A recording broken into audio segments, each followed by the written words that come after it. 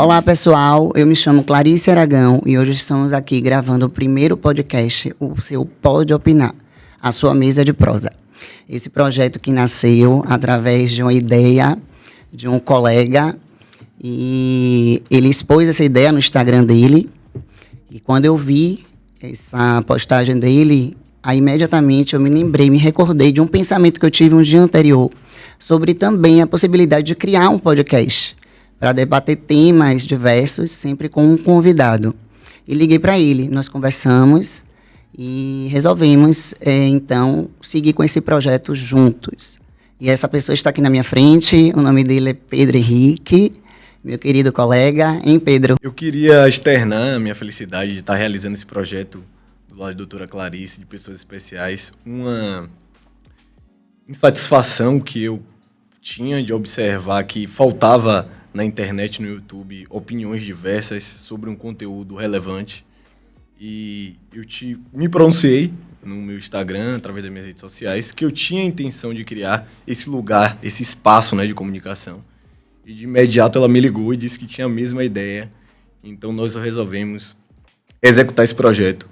E é muito gratificante estar aqui, poder contribuir, trazer opiniões divergentes, trazer pessoas de extrema referência para a sociedade, levar o conhecimento político, levar opiniões diferentes, falar sobre temas relevantes e poder contribuir com a sociedade e esclarecer alguns fatos. A gente que trabalha com direito, a gente sabe que a sociedade e a população, infelizmente, é carente de informação de qualidade.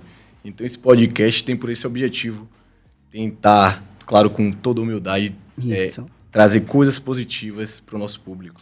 E foi justamente do objetivo que nasceu o nome, né? O nome, ele traduz exatamente o objetivo do podcast.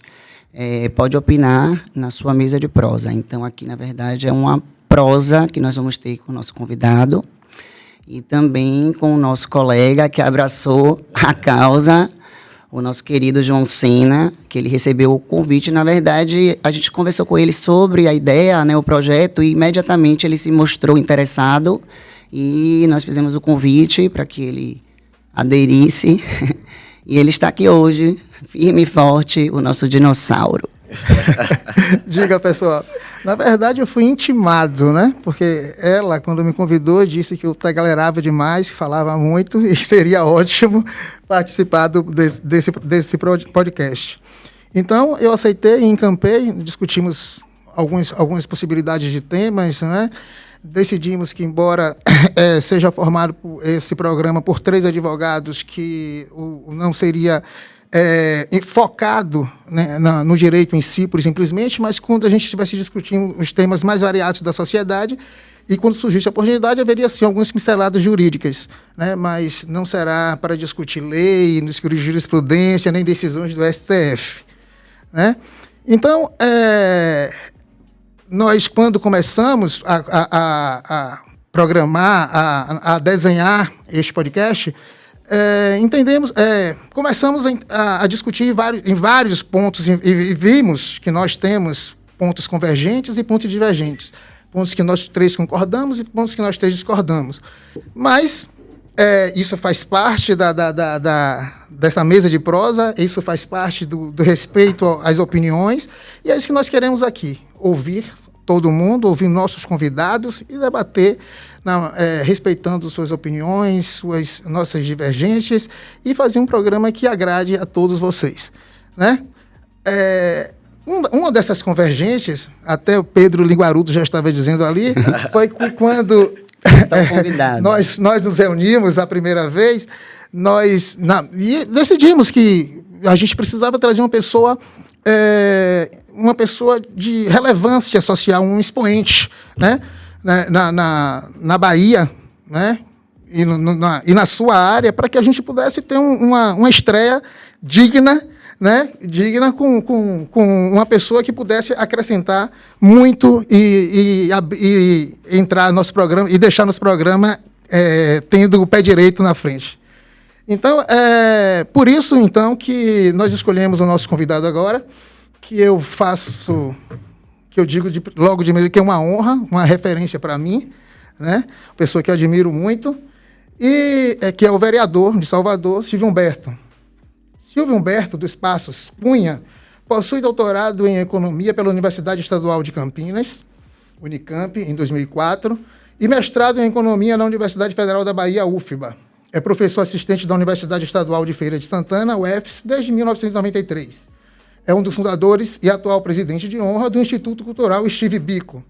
Tem experiência nas áreas de economia, desenvolvimento econômico, políticas públicas, ações afirmativas, relações raciais, relações internacionais com foco nas relações Brasil-África, membro do Raça e Democracia das Américas. Silvio foi eleito vereador em Salvador pela primeira vez em 2012, reeleito em 2016 e reeleito em 2020. Silvio, seja bem-vindo à nossa mesa de prosa. Seja bem-vindo. Então, obrigado. Quero parabenizar todos vocês, né? Pedro Henrique, Clarice Aragão, João, por essa oportunidade de estar estreando junto com vocês, né? Mais uma oportunidade também de ampliar a comunicação, né? Eu acho que o podcast chegou para revolucionar, mais uma inovação que tem dado muito certo, levando a esse processo de democratização, e que bom que nós podemos opinar dentro do Pode Opinar na sua mesa de prosa. E pode opinar. Então vamos opinar. Muito obrigado pela sua presença, por ter aceitado o nosso convite. É uma honra para todos nós. E é o primeiro podcast, volto aqui a repetir, estamos abrindo ele com chave de ouro. E o primeiro a gente nunca esquece, né? Verdade. Seja para o bem, ou seja para o bem. Verdade. Eu queria iniciar aqui nossa conversa. Claro, também quero externar minha consideração e admiração por Silvio Humberto. Eu fiz uma pesquisa, na verdade, sobre ele na faculdade, porque ele foi um dos idealizadores das políticas afirmativas, e uma matéria pediu uma pessoa de referência, e eu fiz uma pesquisa na faculdade, foi onde eu conheci a história e me encantei pela história, pela pessoa, e posteriormente conheci, já assisti várias palestras, então é uma honra estar aqui na presença de Silvio Humberto. E, Silvio, eu queria iniciar querendo entender, e que o público possa entender, onde começa esse seu perfil de liderança. Em que momento da sua vida você percebe que você quer ser um líder, que você abraça a causa coletiva, luta principalmente pela bandeira do racismo? Em que momento da sua vida isso chega para você e você percebe que esse é o caminho que você quer trilhar? Meu caro Pedro Henrique, eu diria o seguinte: eu não, pelo que eu conheço das pessoas que fazem o movimento negro, né, eu não sei o dia que se acorda dizendo assim, eu quero ser um líder. Eu acho que a luta vai forjando saídas coletivas, né? Nós sabemos que nesse enfrentamento ao racismo não tem saídas individuais, né? Você vai construindo coletivamente, mesmo porque nós fomos inviabilizados coletivamente, né? Porque quando você olha esse modelo racial, o modelo racial brasileiro, né, você verifica que sempre inviabiliza-se coletivamente, né, a população negra e indígena, e você vai facultando a ascensão individual de alguns, né? Nós sabemos que se existe uma regra, se existe exceção, porque existe uma regra. Se a regra a exceção é as pessoas negras ascenderem individualmente, porque sempre dizia assim, olha, ele já no ano passado foi embora, né? Esse ano, praticamente. Pelé, aí falava, você é um negro aqui, Pelé. Ou eu sempre falo, e graças a Deus está vivo aí, é meu colega, o professor Edivaldo Brito. Um negro famoso nos anos 80, Edivaldo Brito. Nos anos 90, Edivaldo Brito. Entra nos 2000, Edivaldo Brito. Eu digo, você tem coisas, tem algo aí que não a conta que não fecha. Então, assim, a minha chegada no movimento negro, ela se deu no início dos anos 80, eu ganhei uma camisa escrito Dia Nacional da Consciência Negra, Valeu Zumbi. Então, a partir dali surgiu meu primeiro contato, eu vou dizer, nessa existência com o movimento negro. Uma tia que não está mais entre nós, né? O Movimento Negro estava fazendo uma campanha, ela trabalhava na Escola de Serviço Social da Católica, e a partir dali, uma pessoa que também hoje mora fora, Amparo, vendendo a camisa para angariar fundos. Eu peguei aquela camisa, há pouco que eu havia entrado na Universidade Católica, ali início dos meus 17 anos, e aquilo ali me deixou assim impactado, porque eu fiz o colegial numa escola de maioria branca, que era o Colégio 2 de Julho ali no Garcia, né? E assim, éramos poucos negros, às vezes assim, o leite com alguns pontinhos pretos dentro, né? Eu era um desses pontinhos. E assim, minha realidade do 2 de Julho era a realidade da Rua 13, da Souza Zéu, o Garcia era completamente diferente, de um bairro negro onde você tinha os enclaves das escolas particulares dentro daquela região. Embora você tivesse Edgar Santos mais para frente, lá no fim de linha, quase no fim de linha, a antiga escola Brás Amaral, que não tem mais, né? Nossa Senhora de Fátima, acho que lá no fim de linha mesmo do Garcia. Depois você teve aquela junção, ficou com a Escola São Jorge ali perto, né? A São José funcionando dentro das Sacramentinas, né? Mas basicamente você tinha escolas de classe média dentro do Garcia, porque sempre teve uma diferença entre Garcia e Fazenda Garcia. Verdade. Então quem mora lá sabe muito bem dessa distinção. Até o Sempre Viva era Garcia, Leovigildo Figueiras, onde começava a Prediliano Pita, que por sinal era um cara negro, né? Então você sempre soube que sempre teve essa distinção, porque Salvador também tem essa característica de você ter as periferias dentro do próprio centro da cidade, né? O tratamento dessas áreas populares recebendo um tratamento de zonas periféricas no sentido não das pessoas que moram lá, mas em razão dos serviços públicos que ficam sempre aquém, né, das necessidades da população. Eu acho que a minha chegada não teve uma formação assim, sem entrar em cursos, né? Eu não gosto muito dessa palavra, mas o povo anda usando aí, né? O letramento racial. Eu digo, não, a gente trabalhava para despertar da consciência negra. Então, isso de ter o despertar da consciência negra, você tinha, de certa forma, em casa, não é? Primeiros contatos dentro de casa, né? Sempre essa questão, de uma forma ou de outra, estava dentro de casa, né? E o contato ali começou a partir dos anos 80. Eu li o livro de Abdias Nascimento, que mudou minha cabeça, né, bastante. Genocídio negro brasileiro, sempre me atrapalha. Genocídio negro brasileiro, genocídio negro no Brasil, mas é negro brasileiro. E o livro de Abdias me fez entender uma série de coisas que eu tinha as perguntas, mas não conseguia construir as respostas. Agora, sim, existe um momento que você consegue recordar de falar assim, a partir desse momento eu senti que eu, Silvio Humberto, sou uma liderança e vou defender a bandeira e peguei o microfone em algum momento assim marcante na sua vida que você consiga relatar para... Olha, hoje se Silvio Humberto dos anos 80 ali, quando eu entrei na faculdade, olhasse para o Silvio Humberto quase 40 anos depois, 43 anos depois, que entrei em 80, então, ele não ia dizer assim, é você? É sério que é você? Porque praticamente eu não falava, eu ouvia muito, né? E disse que quando você quer falar, você precisa ouvir muito, né? Eu ouvi muito, aprendi muito, lia muito, né? E em alguns momentos você foi sendo levado a se colocar. Eu diria que eu acho que minha grande escola, né, exercitar essa liderança, eu diria que foi o Instituto Cultural. Tem sido o Instituto Cultural Steve Biko, essa organização que eu sou um dos seus fundadores e hoje o presidente de honra, que desde 1992 que nós começamos, né? Então, de lá para cá, ali foi um exercício que serve para Biko, serve para todos nós, que é um grande exercício do aprender fazendo. Mas, Silvio, então, a gente pode, como você disse outro dia, mencionando o Silvio Almeida, que todo negro tem 2 certidões de nascimento, né? A sua segunda certidão de nascimento foi exatamente quando?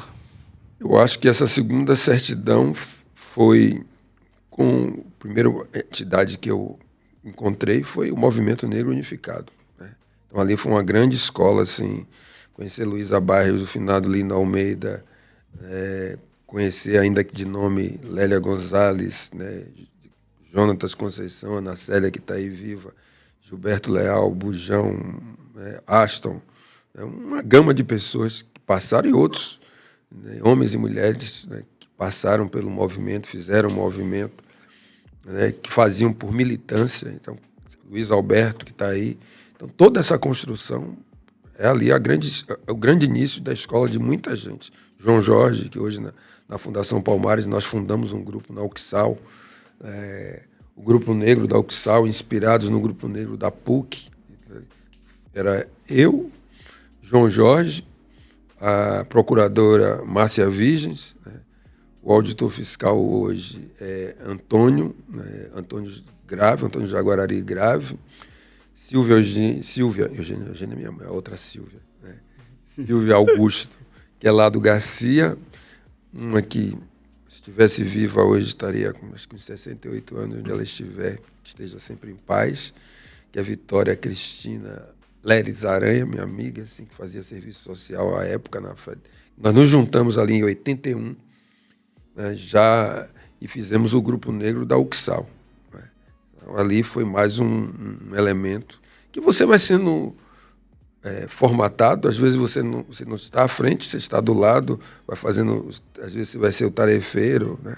Você vai sendo constituído para alguma coisa que você não sabe nem o que será. A gente não sabe, né? Você, o que vai dar agora? Né? Você vai fazendo tendo alguns sonhos, algumas aspirações, e eu diria, por estar na carreira política, você vai tendo algumas ambições coletivas, porque você sabe o que é que, assim, o que foi lhe dado, né? O que é que você conseguiu juntar e tem que devolver. Né? Eu só acredito fazer a militância e continuo me considerando sempre um militante. Né? Eu estou vereador, mas eu sou um militante negro. Isso aí eu sou. Né? Silvio, com relação a essa fala que João produziu aqui, que não é sua, né? Eu achava que era sua. Do outro. Você reproduziu. Então, o sentido dessa fala de que o preto, ele nasce duas vezes, né? Ele possui duas certidões de nascimento. A primeira, que todos nós temos, e a segunda, quando ele se descobre preto. Eu vi a sua resposta que você fala sobre abraçar a causa, a militância. Então, nesse caso, o nascimento é só para aquele que abraça a causa, que milita, porque, a princípio, eu tive um entendimento de que seria sentir os efeitos do racismo, entender de fato. Até porque a gente sabe que as crianças, muitas vezes, ela não conseguem ter essa compreensão, e ela consegue sentir isso mais na adolescência, né? Quando ela sente na pele. É porque a gente trabalha dentro de uma perspectiva que a consciência negra, ela vem de fora para dentro. Né? Você nasce uma pessoa. Sim. Ao longo do caminho que vão lhe dizendo que você não é uma pessoa. E as pessoas que parecem com você não produz cultura, não é alguém que é civilizado, então não tem civilizações a partir de pessoas que parecem com você. Então, aí você começa a entender que existem negros e brancos. Então, a sua tomada de consciência, né, a sua tomada de consciência de pertencimento étnico, não necessariamente pode ser negro, você pode ter um outro tipo de consciência de pertencimento étnico, isso lhe coloca em um outro lugar. O que eu sei quando ele diz assim, essa segunda certidão, quando você nasce, só que essa você não muda. Depois que você toma consciência, tem uma consciência de que você é um homem ou uma mulher negra, não existe ex-negro. Se você tomar a sua consciência de quanto mulher negra, porque o que a gente aprendeu lá atrás, assim, logo no início do movimento, eu aprendi com uma poesia de Jorge Posada. Né? Dizia, um negro será sempre um negro, chama-se preto, pardo, cafuso, moreno claro, afirmando-se como um ser humano na luta pela vida. Então, isso, né, que o movimento negro foi constituindo, foi mostrando que nesse país você criou uma espécie de uma pigmentocracia, onde quanto mais claro você for, você vai se considerando o tempo todo como menos negro. Por quê? Porque ao você se considerar menos negro nesse processo, você menos problemas raciais você vai ter. E você vai conseguir ter uma maior mobilidade social. Então as pessoas vão usando essas estratégias. Vá lá ler O Mulato, né, de Luiz Azevedo. Então, assim, você vai construindo, isso é uma construção social. E o que o movimento negro buscou fazer, essa tomada de consciência negra, é mostrar, né, que nessa luta por dignidade humana, nessa luta por afirmação da humanidade que o racismo tira, é essa tomada que você vai tomando conhecimento dos seus valores, quem são os seus. Porque também, quando nos tiram os nossos nomes, né, a primeira coisa que eles fazem, uma das coisas que eles fazem é tirar os nomes das pessoas. Então, cortou o seu nome, cortou a sua ligação com o seu passado. É uma tentativa de cortar a sua ligação com o seu passado. Então, as pessoas que são descendentes de europeus conseguem e fazem questão de dizer que são descendentes de árabes. Nome e sobrenome. Então, nós tivemos que pegar os nomes, os sobrenomes dados e dar um a outro e ressignificá-los. Teve outros lugares que as pessoas tiraram o nome e colocou um X, né? Porque não vou pegar o nome do colonizador. Mas só que nós pegamos os nossos cheios de vogais, Santos, Alves, Jesus, e às vezes eu até uso isso assim, agora é a hora e a vez dos Santos, dos Alves, de Jesus, porque nós sabemos que os nomes cheios de consoantes a sociedade reconhece de um jeito. Já associam que esse nome cheio de consoante é o nome de uma pessoa que goza do privilégio branco. Então, assim, entendendo isso, falando dessa segunda data de nascimento, onde você se entende o que é que ser um negro, porque o fim da escravidão não significou que as relações raciais desaparecessem. O fim da escravidão, você vai encontrar outro elemento que vai regular essas relações raciais que antes era regulada pela escravidão. Essa outra instituição vai se chamar mito da democracia racial. Se fosse democracia racial, estaríamos a falar sobre outra coisa, porque já teríamos resolvido ou mitigado bastante os efeitos do racismo, né? E a Bahia estaria em um outro patamar. É sempre importante pensar onde estaríamos se a linha racial fosse o mesmo, assim, o sarrafo da linha racial fosse o mesmo que o sarrafo para os brancos daqui da Bahia, ou os ditos brancos baianos, porque eu sempre brinco e falei isso essa semana, né, que tem brancos baianos que não resistem ao aeroporto de Guarulhos. Quando chega em Guarulhos, os paulistas falam assim, é baiano. É verdade. Inclusive tem uma área, né? Eu sempre falo, gente, pra que isso? Que é lá embaixo, você pega o ônibus, é um curral ali. Quando pega, então, que resolve ir pra Miami, então, aí o cara diz, o que você não é, a gente sabe. Eu, assim, faixa, né? Pois é. Assim, eu sempre vou considerar, né, e na necessidade que a gente precisa dar esse salto civilizatório, porque a gente perde muito talento desperdiçado, é muita energia gasta. Né? E tem um livro de um historiador chamado, que ele já não está mais entre nós, John Hope Franklin, Raça e História. E ele tem um artigo que ele fala o dilema do negro americano, o dilema do intelectual negro americano. O dilema do negro americano é um outro livro. Desse intelectual. E ele cita algumas pessoas que estavam discutindo outras coisas importantes e tiveram que parar para o racismo. Pega o exemplo de Abdias Nascimento, Lélia Gonzalez, Luísa Bairros. Mas, assim, é luta. Né? Assim, a sociedade avança porque a gente está fazendo luta. Né? A sociedade avançou porque nós fizemos ações afirmativas. Então, o fato de você conseguir implementar ações afirmativas, quando você olha, por exemplo, uma cidade como onde foi implantada a UFRB, os campos da UFRB, o que é que isso resultou? No mínimo, você mudou os tempos da cidade. Em cidade só funcionava um turno. Né? A partir daí, passou a funcionar em função, o público que chegou, e as pessoas negras que ganham, até que viviam de Bolsa Família, começaram a chegar na universidade. Né? Porque antes era para elas não chegarem. Isso tem mudanças? Tem.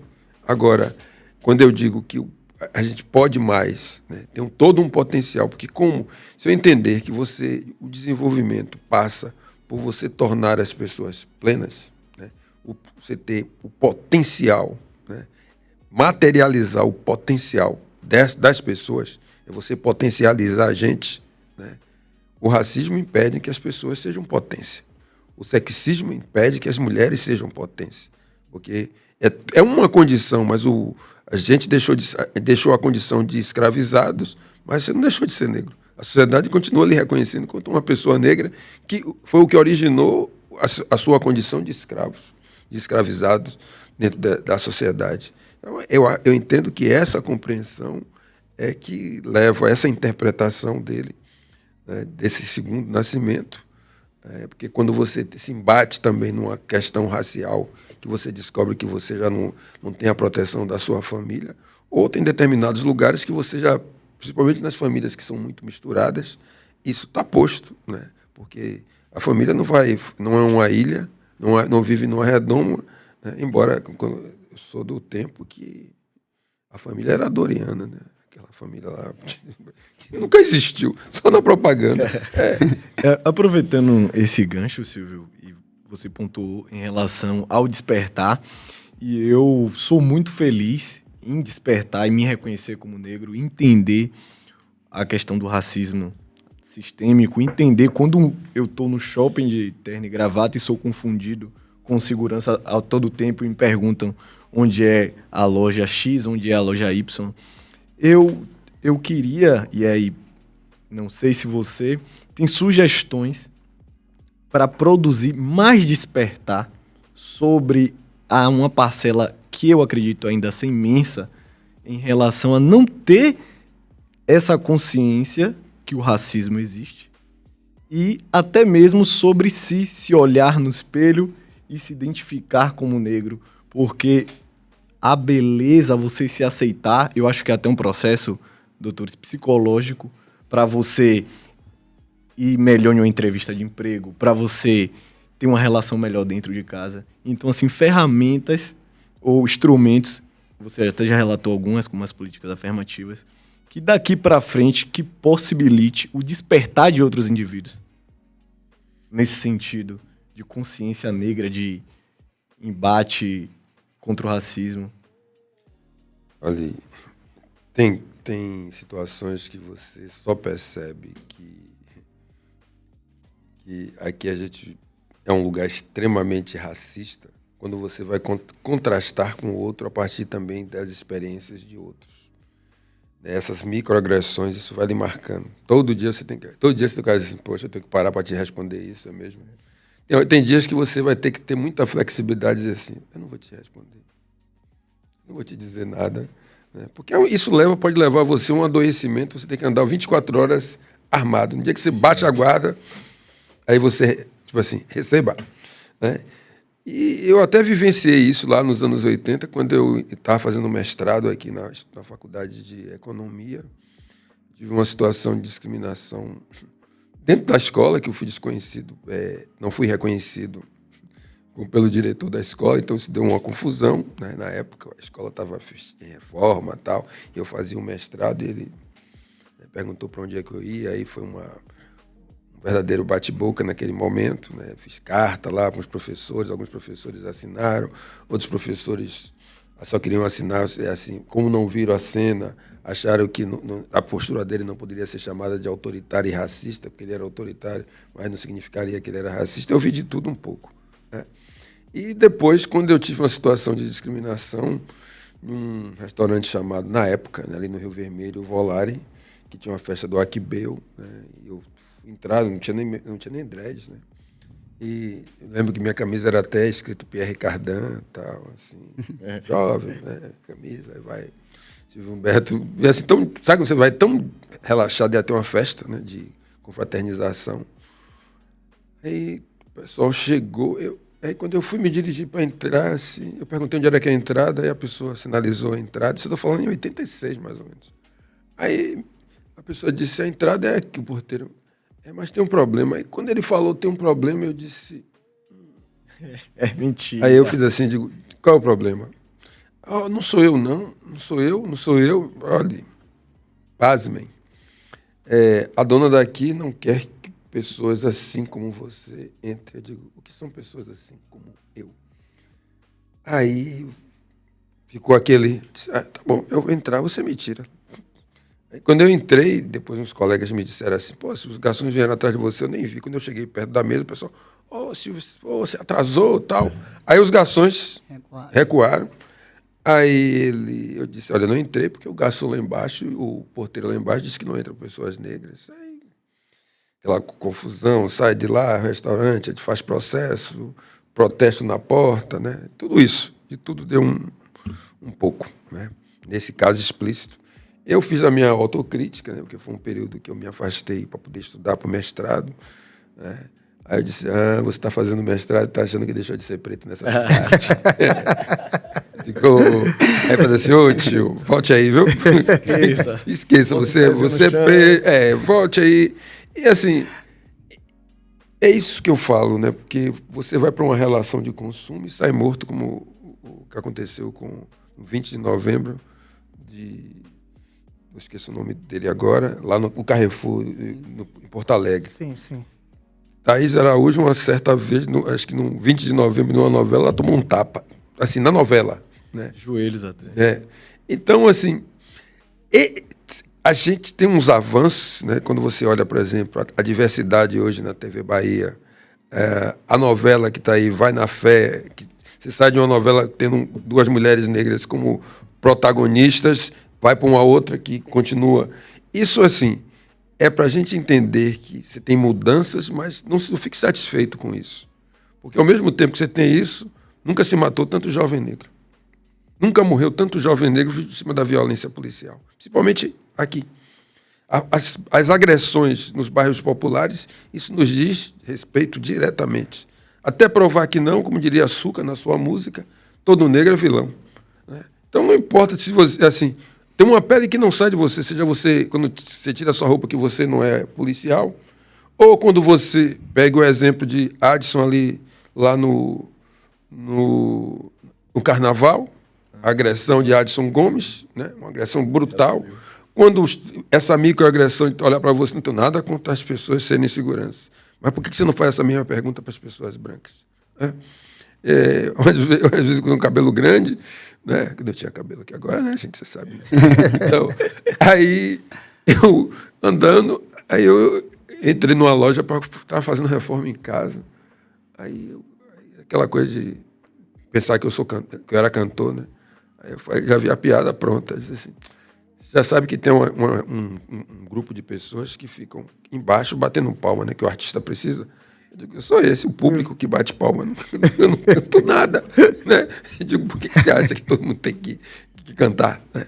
Ou você acha que todo japonês tem que entender de informática? Né? É verdade. Então, assim, é importante, mas essa ideia dessas representações dos corpos negros, né? que a sociedade está se acostumando a esses lugares, mas a gente não pode achar que está entrando numa zona de conforto, porque, como diria minha amiga, a professora Geri Augusto, ela diz assim, nem todos os negros americanos, a maioria dos negros americanos não são LeBron James, não é Shaquille O'Neal, né? Não é a Beyoncé. Não é a Beyoncé, né? Rihanna, não é o marido dela, né?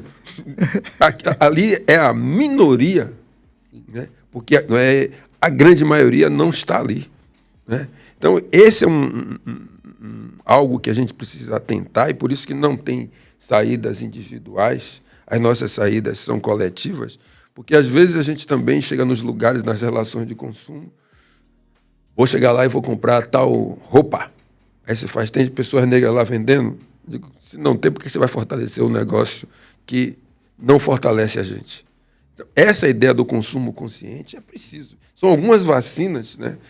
Para além das políticas públicas que estão em curso, o fato de os jovens hoje terem a consciência muito mais cedo, né? Com 13, com 12, uma menina que faz assim, sempre passa aí, né? A rede também tem que cumprir esse papel, ao mesmo tempo que é um campo das agressões racistas, tem um nível de consciência que também com uma menina tão pequena que diz assim, que infelizmente já enfrenta o racismo tão cedo, né? Com a idade com 4, 5, 6 anos, você tem que estar falando de racismo para uma criança.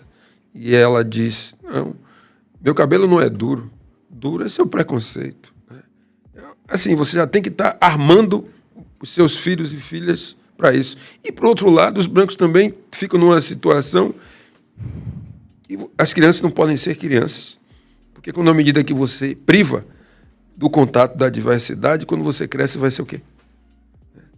Você não aprende de uma hora para outra sobre diversidade, a importância estratégica da diversidade. E é isso que eu entendo que toda vez, essa cidade, sobretudo, né, a gente perde muito. A gente tem perdido muito em nome desse modelo racial que aí está, que privilegia as mesmas pessoas. Tudo que você vai são as mesmas. O dinheiro não circula, gente.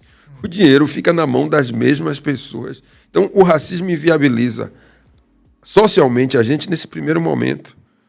E socialmente porque economicamente, financeiramente, a maioria nossa está desse jeito. Mas isso tem inviabilizado a cidade, né? Então, se você tem uma educação pública para todos, você não consegue parar 70%, 80% dessa população. Porque é esse grosso dessa população que vai disputar os espaços. Mas, só pegando esse gancho aí, eu vi que há poucos dias você colocou seu nome à disposição do PSB para ser candidato a prefeito de Salvador. A gente sabe que Salvador nunca teve um prefeito negro, a exceção do período de alguns meses, de agosto de 78 a março de 79, quando Erivaldo Brito foi prefeito biônico. Posteriormente, a maior chance de termos um prefeito negro depois disso aí foi o próprio Erivaldo Brito, quando foi candidato em 1985 e perdeu a eleição para Mário Kertes. 2 candidatos do mesmo espectro político-ideológico naquela época, né? Salvador, que é uma cidade negra, não votou no candidato negro, né? Não, a gente não sabe também, a gente não pode precisar as razões políticas e históricas daquele momento. Mas a gente tem uma Câmara de Vereadores eminentemente branca, mas muito mais branca do que negra aqui em Salvador. Você acha que a população de Salvador está preparada para eleger um prefeito negro? Vai votar no prefeito negro? Ou a questão do racismo estrutural atrapalha? Tudo isso que você falou é parte desse jogo, né? E é evidente que quando você olha para a nossa cidade e pergunta, vocês são 70%, 80%, por que vocês não até o momento não conseguiram eleger um prefeito ou uma prefeita negra?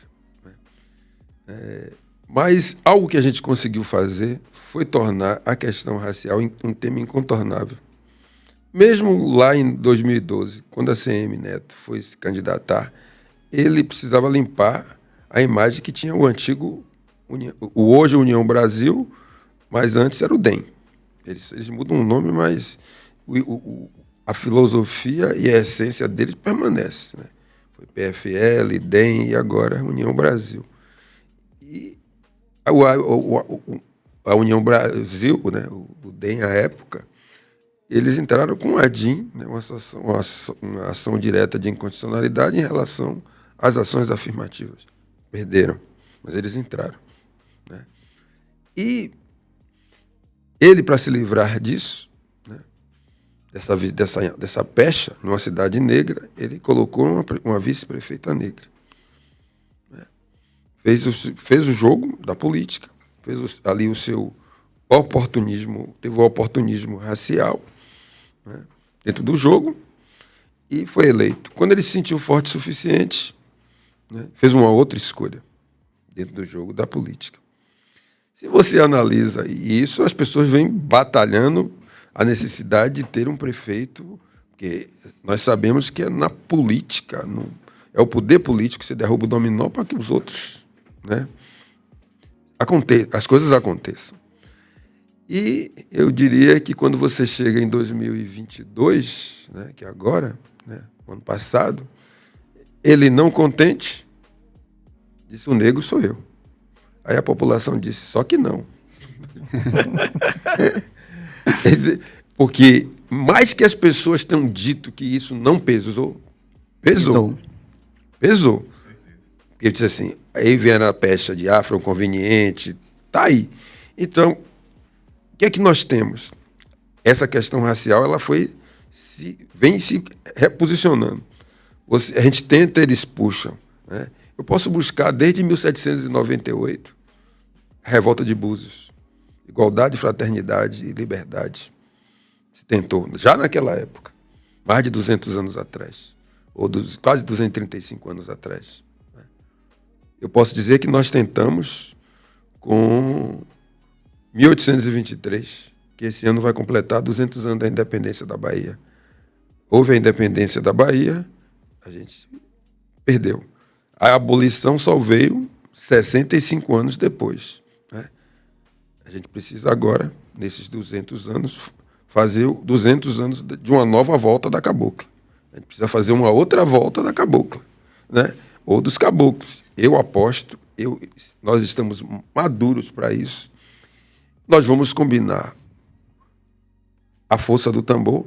Eu tenho insistido com isso, que o tambor ele vai fazer a música, vai fazer ecoar os ecos da liberdade, da fraternidade, né, da igualdade, mas ele não é suficiente para garantir para a gente chegar. Mas também ser um tambor não vai.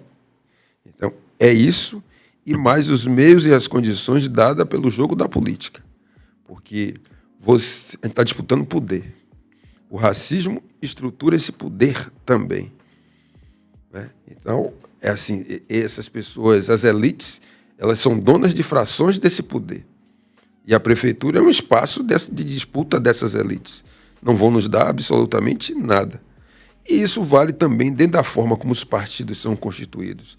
Da direita, do centro e à esquerda, você tem suas regras invisíveis. Porque uma das coisas que nos diziam antes era que nós não estávamos preparados. Sinto muito. Você não pode mais usar esse argumento. Arranje outro. Né? Ou fazem determinadas avaliações que para a gente é muito ruim. Você não vai desafiar o sistema de véspera. O cara vai dizer, você sabe que você vai perder, né? Como é que você vai desafiar o sistema na véspera? 3 meses antes você diz assim, agora eu tenho uma candidata e vou sair. Você vai perder. Ou você se organiza antes, mesmo porque diz que quando você... Por exemplo, quem vai fazer vestibular na época? Se você não tem carro, você vai sair de casa antes. Vai pegar ônibus, então você vai sair bem antes. Então, assim, ele está nesse processo que a gente está desafiando um sistema. A gente precisa sair agora. Né? Fazer essa discussão, mais do que fazer essa discussão. Construir isso agora, porque isso é meio que um átomo. Né? Assim, nós somos átomos. Né? Átomos, você que está lá, que vai acompanhar, que vai ver depois, pense nisso. Átomo sozinho é um negócio, uma partícula invisível. Ele está aqui, você não sabe. Não serve pra nada. Mas quando se junta, tem um negocinho chamado bomba atômica, que os efeitos são danosos. A energia nuclear é essa, né? Essa força. Então isso somos nós. Não só as pessoas pretas. Assim, você tem um sentimento de pertencimento étnico, racial, que está posto. Né? Tem um sentimento de que assim que está se colocando contra a injustiça social, que está posto. Isso alcança as pessoas pretas, pardas, né? As pessoas brancas, que são antirracistas. Que, assim, pô, não dá. E o que precisa chegar agora, e está chegando, do ponto de vista daqueles que lidam, os donos do dinheiro. Os donos do dinheiro da cidade de Salvador começam a perceber, porque o racismo também cria uma lógica econômica que você prefere perder do que garante. Porque, assim, economicamente, diz assim, tipo, vou pegar um exemplo do economicamente. Uma certa vez foi perguntado ao dono das antigas farmácias Santana, porque desapareceu, porque agora é o modelo das grandes... Você sai da farmácia e vem para a drogaria, você quase que não encontra a farmácia. Quando você encontrar uma, me mande lembrança, porque agora que você tem drogarias. E assim, foi perguntado ao dono das farmácias, eu lembro disso que eu li na Gazeta Mercantil. Cadê assim, por que ele empregava pessoas negras? É um dos primeiros lugares a empregar pessoas negras no balcão. Ele aí fez assim, ué, você devia perguntar quem não emprega, porque eu emprego. A maioria da população não são as... E a mão de obra era barata. Né? Não é a maioria? Por que não empregar? Pergunte a quem não emprega, por que não emprega? Então você não queria as pessoas negras nem para trabalhar nesses espaços, né, que eram espaços de, assim, que precisava dessa chamada boa aparência. Quando essas pessoas não conseguem chegar nesses lugares, agora é comum, por exemplo, você ver as pessoas negras trabalhando em revendedoras de carro, mas não eram. Você iam pegando as pessoas que, mesmo sendo negras, dentro de um padrão que você vai privilegiando aí pela cor, não é a loura, mas é aquela que você pode dizer assim, não, essa aqui passa, né? Porque esse é o modelo, isso gera trabalho e renda, isso gera reserva de espaços. Então, hoje, assim, o que tanto que nós fizemos nesse processo de eu comparei outro dia, a consciência negra é um universo em expansão. Você vai dizer que não é hoje, não vai dizer que é amanhã, mas nada vai dizer que não é depois de amanhã. Tem um movimento disforme, né? Tem um movimento assim consciente, porque você encontra isso quem está em situação de rua a nós. Né? Tá aí. Né? Agora, o que a gente vai ter que ter cuidado é para não ser só mudança de cor. Sim. Você precisa construir uma visão, assim, não é uma visão alternativa ao que está aí. Você precisa construir uma alternativa a essa visão, que é você ter uma visão antagônica, porque essa visão que está aí exclui. E uma visão antagônica você vai incluir racialmente e socialmente. Né? Eu citei aqui, domingo, eu falei do meu exemplo, de uma situação que eu passei. Né? Eu acompanhei, na verdade, um amigo que foi atendido na UPA de Itapuã. Né? E, assim, o atendimento dos profissionais, não tenho o que dizer. Mas as condições de trabalho das pessoas... Mas imagine você chegar numa UPA, que Itapuã é centro, um dos centros da cidade, ali. Né? Passar um ponto turístico para ver o mar, porque para dentro, aí você pergunta, não tem computador na sala de triagem? Na triagem, assim que você entra, a pessoa escrevendo manualmente e registrando o seu grau de risco com o lápis. E você tendo as pulseiras, já inventaram as pulseiras para dizer, olha, se você imprimir aqui, sai lá, diga assim, agora eu quero laranja, azul, não sei o que, aí, toda aquela classificação de risco, e você não tem isso. Não tem bebedouro na sala, um banheiro só funcionando. E um orçamento de 2 bilhões, porque o orçamento da prefeitura é 10 bilhões, você tem que destinar 15% para a saúde, 2 bilhões e mais umas quebradinhas, essas quebradinhas aí, alguns R$1.000, mais alguns milhões de reais nas quebradas. Né? E você não tem um computador. Eu soube que depois que eu falei ontem, quer dizer, essa semana, né, a vice-prefeita, que é a secretária de saúde, que eu considero uma pessoa séria, né, tem um histórico, né, de trabalhos sociais, de pessoas, e está buscando dar esse atendimento humanizante, né, a humanização dos serviços, e começaram a resolver o problema.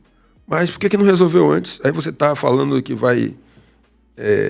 você chegando aqui na Vasco da Gama, você está tirando tudo que você fez antes e agora vai passar o BRT, que já nasce atrasado. Né? São 800 milhões que vão gastar. Aí você cuida do... Sabe aquela coisa que você vê o elefante e se engasga com mosquito? Mas só que esse se engasgar com mosquito está diretamente relacionado aos serviços públicos essenciais, saúde. Aí você vê assim, às vezes é um detalhe que faz toda uma diferença. Então, assim, existe o que é necessário as pessoas entenderem que essa situação não é porque eles são pobres. Entender o que motiva essa sua situação é porque eles são negros. A pobreza, você muda com a loteria ou com o jogo do bicho. Você pode acordar pobre e dormir rico. Mas a cor, não. Então você vai para uma situação de precarização e diz assim, gente, onde é que nós vamos parar com tanta rifeira nessa cidade. Isso aí, essa conta não vai fechar. São as rifeiras e a fila indigna da CEMOB, da CEMOP, no carnaval. As pessoas querem trabalhar sem ter oportunidades. Isso acontece porque são as pessoas negras. E o que as pessoas estão associando cada vez mais é a sua condição socioeconômica em função da cor da sua pele. Né? Não é que seja não é um demérito, mas como usam a cor da sua pele como motivo para lhe barrar. Não é um problema seu. É por isso que não é uma questão individual. Ela precisa ser entendida como algo coletivo. Eu acho que nós temos todas as condições. Porque você conhece a escola que a gente entra e vira prefeito? Você conhece essa? Não. Por que não tem? Então, Silvio, a sua fala, quando você se posiciona no sentido de dizer que o povo, a população, precisa se ver representada, foi uma fala sua com relação à possível candidatura, né? Você traz aí no sentido de representar a população negra, ou teve um momento aí que você falou algo sobre é o pardo, é o branco, é o preto? São todos esses. Você trouxe aí um momento, eu não queria interromper, mas eu entendi ali que seria essa representação realmente social, abrangendo todas as raças, né? Mas eu queria entender de você mesmo. Isso foi um entendimento através da sua fala. Mas você trouxe essa fala em que sentido?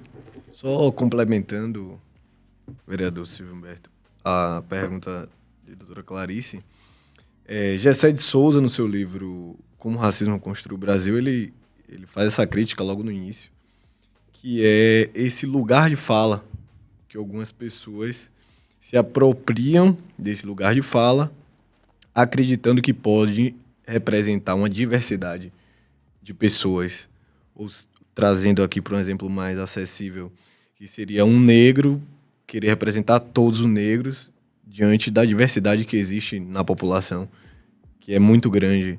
Então, acho que complementa o que a doutora Clarice falou em relação a essa representação do negro. E muitas vezes, doutor Júlio Vilela, que está aqui presente também no estúdio, a gente tem esse enfrentamento que tem um líder negro que não representa os interesses da população negra. Aí eu posso, só para completar também, se você acha que esse tipo de líderes negros que não representam a população negra é porque, aí volta àquela história da certidão de nascimento, ainda não tiraram aquela sua segunda certidão de nascimento? Ou pode ser uma questão sistêmica de um controle. Enfim, responda aí 5 perguntas de uma vez só. São questões interessantes que mostram a complexidade do que vem a ser a questão racial. Martin Luther King, que no dia 4 de abril, né, completa aí, acho que 55 anos da sua morte, né? 55 anos da sua morte. E ele dizia, os negros, falava assim, né, não são super-homens, são pessoas. Nós somos diversos. Claro. Né? A gente não vai essencializar aqui e dizer que todo negro... Não, nós somos frutos também das nossas histórias. Você tem os de classe média, os que vêm... São poucos, mas hoje tem até mais. Tem suas histórias de vida, né? Tem aqueles que nos venderam lá, tem também, que depois foram vendidos. Né? Então, tem os empresários. Nós somos uma diversidade. Né? Assim como você também na África do Sul tinha uma diversidade grande, e o erro do apartheid, naquele momento, foi achar que homogeneizar os negros. Então, todo mundo morando em Soweto. Nos favoreceu. Ampliou a unidade e o apartheid caiu. Aqui o que a gente está num processo, né, que eu diria dessa construção, eu acho que a gente poderia construir algumas coisas assim sobre convergências. Né? É como se fosse usar os nossos celulares aqui para fazer pareamento. O que a gente quer? Quer chegar ali, vai parear, vai ouvir aquela música, depois daqui vai comunicar e depois cada um, a gente vai construindo. Eu acho que o que a gente precisa construir entre nós, né, o maior consenso possível para fazer esse enfrentamento. É como se a gente estivesse ainda no cabo das tormentas, ou se junta todo mundo, né, o máximo que você conseguir juntar, depois de passar o cabo das tormentas, a gente vai ver o que vai dar. É uma estratégia. E para mim, hoje, considerando o mito da democracia racial e seus efeitos, porque aqui tanto a direita, o centro e a esquerda, eles se beneficiaram do mito da democracia racial. Em que aspecto? A cor não conta. A cor sempre contou. Mas para você votar nos candidatos brancos que nós já votamos, sem ter nenhum... Porque o problema não é você votar num candidato branco. O problema é você votar num candidato branco e você não ter nenhuma culpa sobre isso. Não se sentir culpado, né, por isso. E o contrário, não se realizar sobre o argumento que a gente não está preparado. E que isso não é verdade. Às vezes eu brinco, tá bom, se a ACM Neto não tivesse um nome, ele foi preparado aonde? Porque ficou ali, cresceu com o avô? Quantos chegaram aí que não necessariamente tiveram nenhuma experiência de gestão pública? Falando de gestão pública, você você pode aprender dentro da política. Porque o gestor também não precisa ser o técnico. O gestor precisa de alguém que tenha habilidade política de escolher seus técnicos e escolher quais são as suas prioridades para a cidade. Isso que vai fazer diferença. Se eu digo, olha, educação aqui precisa ser prioridade do que o metrô, do que você fazer o túnel que estão querendo fazer aí. Morar precisa ser uma prioridade, não é morar melhor não, morar digno, né? Eu preciso dizer assim, eu vou fazer Salvador a maior referência em saúde pública. Isso vai fazer diferença. Eu vou dizer que toda criança aqui não vai só entrar na escola, não. Ela vai ter uma creche para todo mundo, vai ter uma educação fundamental, a educação infantil vai ser uma referência, porque tem um outro estudo, tem estudos que mostram que nos lugares, assim, você vai para o sul, os equipamentos públicos é um número maior do que o privado, principalmente na educação fundamental. Isso impacta no orçamento da família, porque você não precisa tirar seu filho se coloca no privado porque você acha que você não confia plenamente no público, apesar dos profissionais que estão lá dentro. Porque não é dado os meios e as condições. Quando você olha, a infraestrutura tem melhorado? Tem, mas é insuficiente diante do tempo que eles estão aí. Eles já estão aí pelo menos 12 anos. Essa administração. Onde foi que eles aprenderam? Por exemplo, se a gente dissesse assim, a administração, a educação da Bahia ainda não é nunca foi. Mas quem estava aí antes? Os brancos. Então, assim, qual é o nível de excelência que tem da educação, da saúde que tinham antes? Tem problemas que são... Nós temos problemas agora, ainda consiste, mas também um problema de uma herança que vem. A Bahia, quer queira ou quer não, a Bahia é um estado que tem o maior número absoluto de gente pobre. Salvador é a cidade que é o segundo PIB do Nordeste, em compensação, já foi até o primeiro, é o segundo lugar dado pelo Observatório das Metrópoles. Salvador é a segunda em termos de extrema pobreza, da população em extrema pobreza. Então a questão não é riqueza. Riqueza tem. A questão é a concentração de renda. E a concentração de renda é uma escolha. É uma escolha. Então, assim, dessa forma, né, para que as pessoas entendam, a gente não quer participar de uma aventura. Estou dizendo, nós temos as qualidades e as habilidades para fazer esse enfrentamento. Existe um amadurecimento que os partidos, se de fato, né, os partidos de esquerda seguirem regiamente os seus princípios, do que é ser de esquerda, do que é você defender justiça social, você vai fazer o que nunca fizeram antes, que é forjar uma candidatura de esquerda. Uma candidatura que vai defender justiça racial e justiça racial. Porque isso é bom para todo mundo. Né? Porque do jeito que está, o racial é inviabilizar o social, tem inviabilizado economicamente essa cidade e socialmente. Nós temos um potencial que não acontece, que não se materializa. Né? Assim, é fácil fazer isso? Não. Mas já foi muito pior quando a gente estava com os grilhões nas mãos. E eles sabem disso. Por que criam tanta dificuldade? Assim, o cara diz assim, olha, existe um certame. Você sabe que aquele time não vai ganhar. Né? Você vai dizer que ele não vai participar? Deixa ele participar. Aí você pergunta agora, Por que não querem que a gente participe? É porque a gente não tem a competência ou porque nós temos todas as possibilidades de chegar e ganhar? E fazer, a partir daí, algo assim, olha, o simbólico, né, da identidade, dizer assim, se não parece comigo, eu não voto.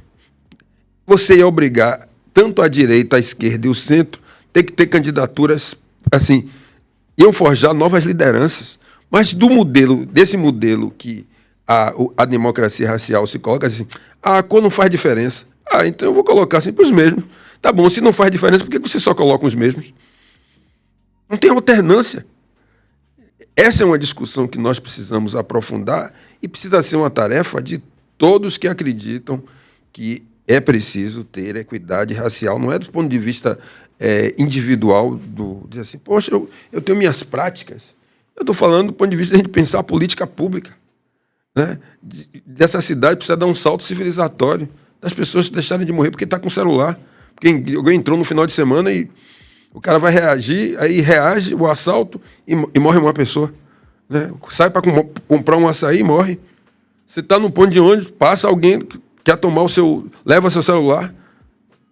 Mas fala assim, num lugar ainda que as pessoas tomam o celular do outro. Eu disse, não, e a qualquer um. Quem está no ponto de ônibus raramente tem um celular com um símbolo da maçã. Né? Mas você está programando, o cara vai levar isso, meu celular de trabalho. Né?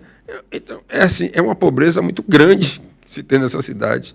Né? Uma indigência muito grande que você tem na cidade. Você não pode ter homens fortes vendendo água na sinaleira, minha gente. Você olha assim e faz assim, ou vendendo assim, água, vendendo bala, isso é muito pouco.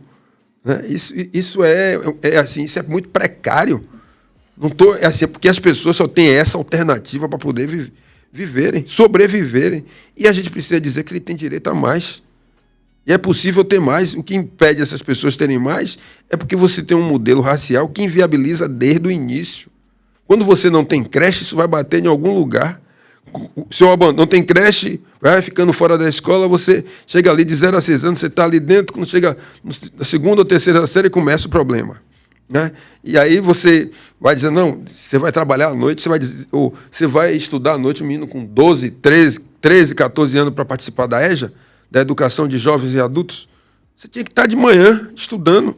Aí você vai de noite, chega de noite, sabe que menino com 13, 14 anos, o professor está dando a aula dele, já viu, já entendeu tudo, porque raciocina mais rápido do que quem está lá com 50, com 60, porque queria estudar, não tinha condições, já mais o choque lá dentro.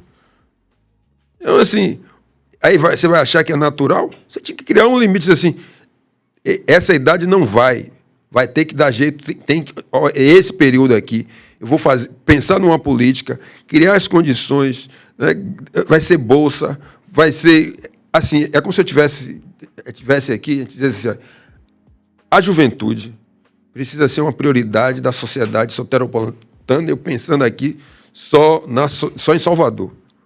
Mas o que acontece em Salvador está reverberando em todos os lugares.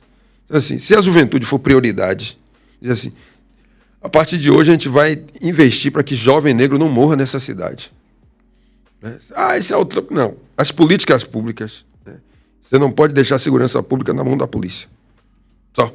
Porque tem os outros efeitos que não é a polícia que vai dar jeito. É a polícia que vai correr atrás para resolver o problema de evasão escolar? Não vai poder.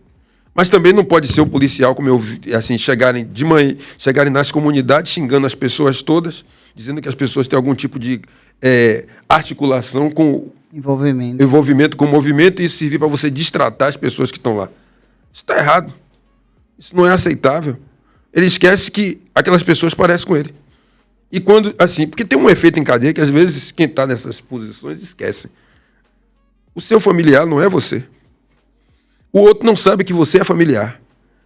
Assim, se você não trata como cidadão aquele, isso significa que o seu, mais na frente, não vai ser tratado também.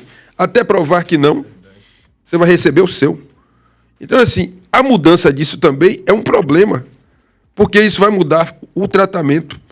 E você, na medida que você muda o tratamento, aí você faz assim, tá, é a nossa chance, é a nossa possibilidade. Eu diria que assim, o momento está bom.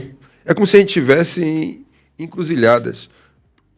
De um lado, tem gente que vai achar que é um problema. Tem gente que vai olhar para as encruzilhadas e vai dizer que que são esquinas. Né? Tem outros que vão dizer assim, eu quero passar encruzilhada. Tem outros que vão dizer assim, são muitos caminhos. Então, assim, eu acho que nós temos muitos caminhos. E esses muitos caminhos vão nos levar a que, na próxima eleição, a gente minimamente venha participar do certame, lembrando da linguagem que vocês gostam, né? Então, que possamos participar do certame, porque o que estão tirando hoje, né, eles assim sabem tanto a nossa força, só pode ser medo, né, do que virá, do que está por vir, né, que não querem nem deixar assim, criar as condições que participar do jogo. Aí diz assim, tá bom, se esses povo participar, eles vão levar. Porque se me deixam falar, aí eu estou falando em nome pensando quanto alguém que tem essa formação. Né? Se deixar falar, a gente vai apresentar, né? É uma visão antagônica. Não são só diferenças, não. Antagonismo é mais profundo do que... É um pensar horizontalmente e o outro está pensando verticalmente. Você não está no mesmo plano para dizer que a gente só tem diferenças. Não, a gente tem antagonismo. Onde você vê, quando alguém naturaliza as desigualdades sociais e raciais, para a gente isso não é diferença. A gente tem uma visão antagônica, né? Porque não é natural. Não é natural você ver as crianças negras na rua, chega aqui na Piedade, está lá quem é a população em situação de... Ninguém nasce da rua. As pessoas estão lá, mas as pessoas não brotam das ruas. Então, na medida que você não elenca outras prioridades, né, a nossa visão é uma visão antagônica. Né? Não existe uma visão única, unívoca sobre a cidade. Né? E contra nós, povo negro, assim, você vai construir as suas convergências. Tem hora que você precisa assim, olha, eu não quero discutir as nossas diferenças. O que é que nos une? O que é que foi assim que quando acabou, sobrevivemos ao tráfico. Essas pessoas nunca tinham se visto, muitos, e criaram o que chamou o malungo, que era esse passageiro meio que da agonia, que você teve que conviver com um outro que você... Porque tinha que sobreviver a um lugar que você nem sabia o que estava lá na frente. E agora que a gente sabe o que a gente quer? Como é que a gente agora que não tem essa... Tem uma coisa muito grande ainda na cabeça, que isso também foi implantado. Se alguém colocou, a gente pode tirar. Eu acho que diariamente a gente tem tirado isso. É lento, mas está em expansão. Também você pode medir o seu avanço, a forma como o outro tenta tirar você, né? Se a gente não fosse nada, ele não é assim que diz? Ninguém gasta vela com defunto ruim. Aproveitando alguns apontamentos que você falou que são extremamente interessantes, a fala de Silvio, Ave Maria, o coração chega, vibra. É muito bom de escutar, Silvio, e a gente sente uma esperança no coração de mudança positiva. Contar uma história que eu vi, se encaixa um pouco com o que você falou, que uma loja de sapatos manda um rapaz ir vender sapato no interior. E quando ele chega no interior, todo mundo tá descalço. Na verdade, são 2 vendedores. Quando ele retorna para a loja, um vendedor fala assim, estão todos descalços, não tem como a gente vender sapato, porque aqui ninguém usa sapato. E quando o outro, com visão, com consciência, retorna, ele fala, nós temos uma grande oportunidade, que é vender sapato para todos, porque aqui ninguém ainda conhece. Então eu acredito que nós estamos vivendo esse momento, que é um momento extremamente frutífero de discussão, de ascensão, do povo negro, da união. Isso repercute também na advocacia. A advocacia agora conseguiu o 5º constitucional, a gente conseguiu cotas para negros e mulheres para ser desembargador através da advocacia. Agora a presidente da OAB é uma mulher, então eu acredito que é o momento dessas discussões. Nós estamos vivendo isso, como ele salientou também, em relação a se ver mais na televisão, a estar mais essas discussões presentes em todos os lugares. É algo que não tem como fugir o embate a esse racismo, a esse lugar, a esse espaço. Eu queria, Silvio, trazer uma reflexão referente a... E aí eu trago como uma fala minha e um sentimento que eu sinto na época da eleição, que é a comunicação do povo no momento de votar, do eleitor. Existe uma cultura, e eu acredito que permeia todas as cidades da Bahia e fora, do toma lá da cá. O eleitor ainda sente a necessidade de votar em um indivíduo que proporcionou ele algo. Então, o objetivo talvez não seja a ideologia, o objetivo não seja o projeto em si do candidato, mas o que esse candidato pode se ofertar, e a gente pensa, no mínimo, que seria um botijão de gás, ou um feijão ali num evento, ao macro, que seria um cargo público, e entre outros benefícios. Que isso ainda seria, né, um pensamento muito individualista. Que o que você trouxe aqui a todo momento foi essa questão, como exemplo do átomo, né? A união para fazer a força, mas a gente percebe que a sensação que passa é que as pessoas, de fato, elas não conseguem compreender. Trago aqui, sei que não é o tema, mas o exemplo das mulheres, né? Quando as mulheres se posicionam todas na defesa dos seus interesses, do seu direito, de forma coletiva, a gente vê aí um impacto, um efeito muito maior. E esse posicionamento de Pedro, isso é conhecido por todos, né? Muitos dos eleitores, eles realmente vendem o seu voto. A verdade é essa, é a cultura da venda do voto. E a gente sabe que isso existe. E de forma individual, não é eu vou vender meu voto porque meu bairro está bonito. Ele fez saneamento, porque tem um posto de saúde decente, com computador, com dignidade. Não, ele vende porque ele ganhou algo, ou vai ganhar algo. E só para concluir, na eleição passada teve um vídeo que viralizou na internet, que foi extremamente interessante, onde grupos de pessoas de partidos diferentes davam bandeiradas juntas, todas ali dançando, brincando, bebendo. Ou seja, você percebe que não existe uma discussão política, mas estão todos ali para ganhar os R$50 de segurar a bandeira.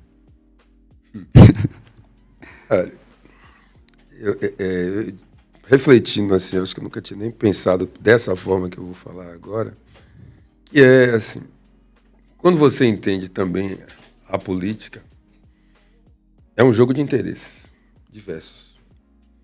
Só que tem gente que pede muito pouco. Porque a visão do que tem, as suas urgências são tão grandes que quando você pensa com o estômago é diferente de quando você pensa com a cabeça. Verdade. Então, se suas necessidades estão garantidas, as básicas, seus interesses são outros. Então, assim, dessa forma, quando determinados empresários vão e apoiam uma determinada candidatura, eles não estão esperando algo em troca? Sim, certamente. Não é não?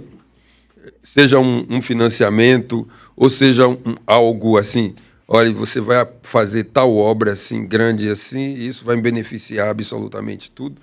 O que a gente está falando é assim, que se transforma para o povão,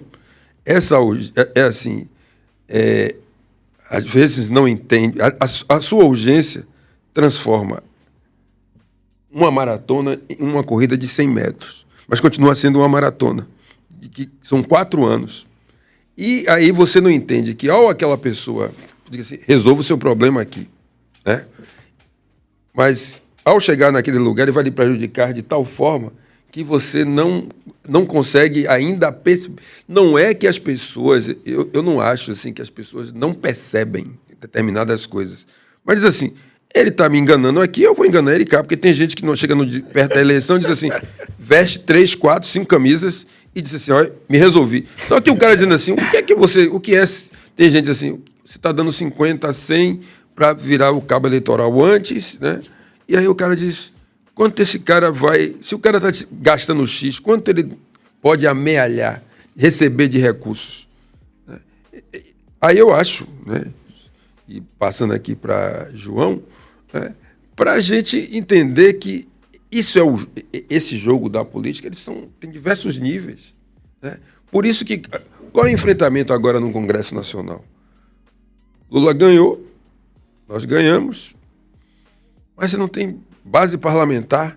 Os caras tem partido que se especializou de não quero a cabeça me dá dor de cabeça. Olha, você não tem dor de cabeça no braço, tem? O lugar que tem dor de cabeça, o nome está dizendo, é na cabeça. Então, se só tem na cabeça, por que o cara disse, eu não quero a cabeça não, eu quero o resto? Porque é ali que essa base parlamentar freia o governo, negocia com o governo e tem seus interesses garantidos. E a roda, o cara diz assim, ganha eleição, ele faz assim, qual é o seu partido? O governo. Tem um partido que o partido é o governo.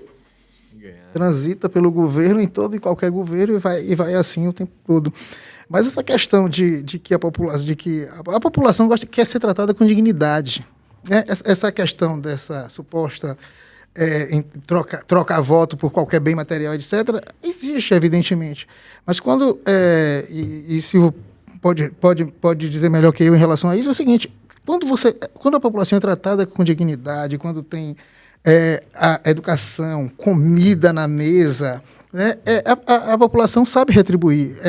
O Nordeste é a região mais pobre do país, mas vota com Lula o tempo inteiro porque foi quem mais conseguiu perceber as necessidades desse povo. Você concorda com isso ou você acha que... Assim, as eleições, a cada eleição você tem um retrato. É evidente que você tem aí o perfil de nós, enquanto Nordeste, o que é que a gente tem feito nesse... É evidente que tem uma identidade com Lula. Você tem um processo aí grande que vem de discussões, você tem essa visão xenófoba, né? A xenofobia do Sul, e tudo isso. Mas, assim, o povo é de uma sapiência, gente. Às vezes, assim, quais são as nossas urgências, né? As pessoas entendem. Agora, a hora que você tem, a hora que é você e suas circunstâncias, é evidente que você tem os alienados? Tem. Assim, o bolsonarismo é uma realidade. Quanta gente conhece que são pessoas ditas com suas necessidades todas garantidas e estão ativadas pelo gene do bolsonarismo, né? Que achando que aquilo ali são as verdades absolutas. E como isso foi sendo construído, né? Ele foi ativando o que tinha dentro de algumas pessoas, por isso gerou uma conexão, né? Ou em grau maior ou menor. É algo dessa forma. Mas, por um outro lado, o processo de consciência não é de uma hora para outra também. As pessoas vão sendo assim. A importância, quando você tem uma escola, a dignidade, eu acho que é algo que eu tenho defendido muito, né? E, assim, como um princípio básico, basilar, melhor dizendo, das políticas públicas. Assim, qual é o objetivo? Garantir dignidade. Não, isso que você está propondo garante? Não, então volte. Para tudo. Porque se você deixar os interesses do mercado, eles vão ter a dignidade para eles é um outro conceito que não avança para todos. O que a gente, no processo que aí tem os movimentos sociais, esse processo de conscientização, né, de você ir abrindo, né, assim, pegando a visão, porque nem todo mundo pega a visão. Você não pega a visão porque aí você está numa vida de sobrevivência, diz assim, qual é a sua pior visão? Eu tenho que ganhar meu pão de cada dia. É diferente. Aí você tem seus receios. Mas, assim, quando você pega, de fato, a visão, que você até tem gente que consegue enxergar até atrás da esquina, né? Aquele olho, como diz assim, o olho de Tandera, né? Ativado, que eu assisti, eu adoro desenho animado.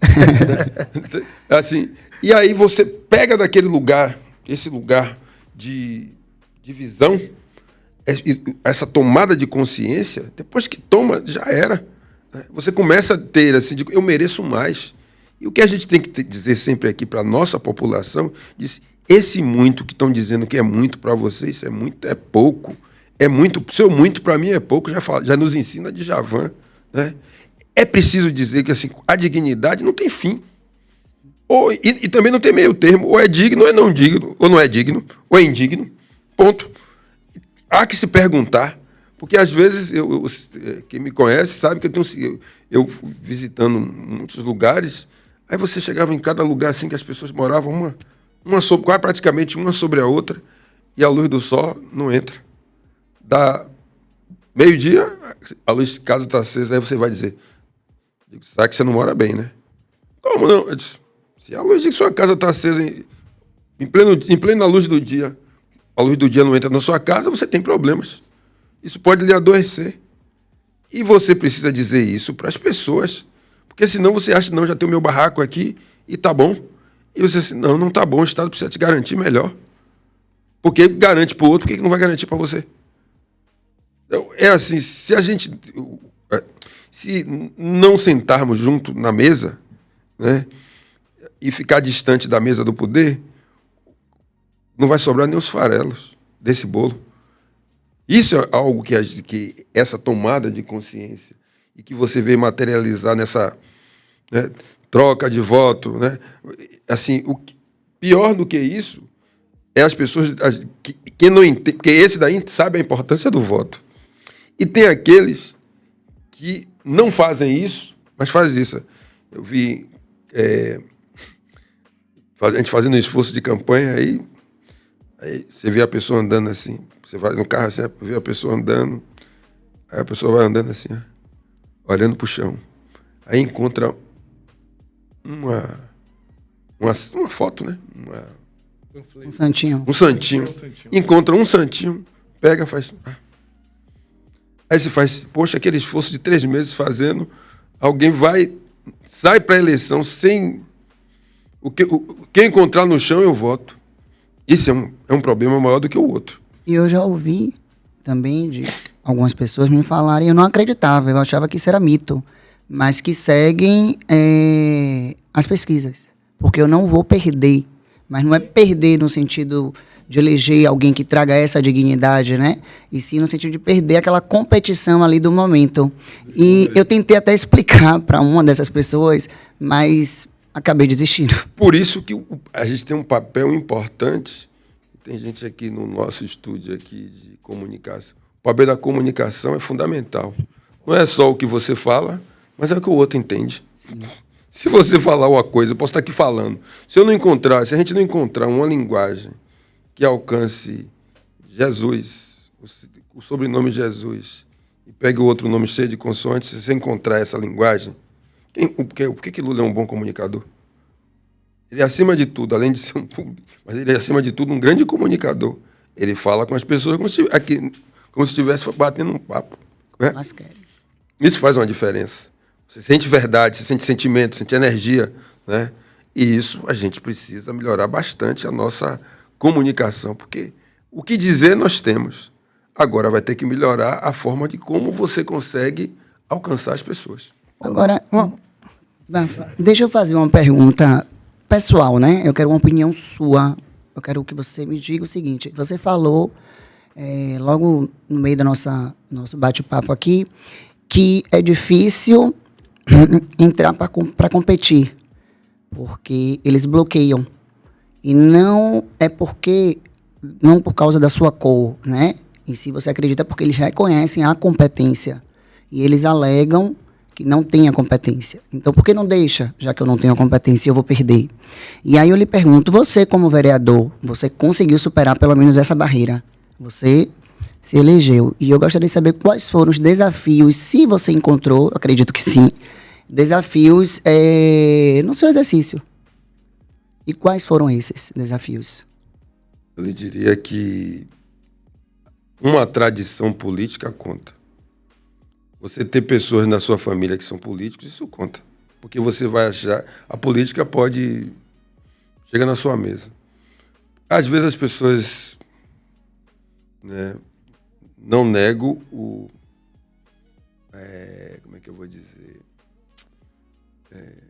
Olha, a ACM Neto se tornar o que é, não tem nada de extraordinário. Não tem absolutamente nada de extraordinário. Não nego a performance dele, não estou dizendo nada disso. Ele vem da onde? Ele estava fadado ao sucesso, digamos assim. Tem muitos deles assim. No seu caso, esse enfrentamento, eu acho que eu deixei escapar essa parte. Eu gostaria de saber essa questão da cor. Se você encontrou, como vereador, alguma dificuldade por conta da sua cor, depois de superado esse obstáculo, que se lá na frente encontrou. Porque, Clarice, porque não é individual. Porque outros tentaram. Não é uma questão individual. Assim, tem algo que, no momento, inviabiliza coletivamente. tem momentos que aqueles que estão no processo de luta, eles lutam, vêm até aqui, criam as condições para você pegar daqui para ir para frente. Nós somos uma continuidade. Porque assim, por que os nossos que estavam lá em Búzios fizeram a revolta dos malês depois no século XIX, né? Vieram em 23 com a independência, apostaram que viriam, né? E os caras entraram, fizeram a independência e a abolição só chegou 65 anos depois. Eu não acho assim, esse desejo nosso de poder ser um candidato, um pré-candidato, é meu? Não, isso vem antes. Outros já tentaram, não tiveram as possibilidades. Eu me lembro de Ivan Carvalho, que já não está mais entre nós. Ele, em 1982, ele criou uma marca chamada Pretos 82. Era um P bem grande com um T, escrito Pretos 82. Aquilo foi inovação. O que a gente tem que entender é que, assim, eu não nego o carisma que cada um pode trazer, mas, assim, você não pode dissociar isso de algo coletivo, de um conjunto de coisas e ações e momentos e inações e de sabores, todo forjado pela luta, e que chega, às vezes, naquele momento, você é a pessoa certa, naquela hora certa, diz assim, é você. Isso vem com a dimensão do que você está vendo aqui e com a outra dimensão que a gente não está vendo aqui. Eu acredito que você tem que fazer política também, a espiritualidade também se envolve nisso, né? Porque a gente não é só o que enxerga, a gente tem um outro conjunto, né? De outras forças que é assim, é você saber que que se venha preparado.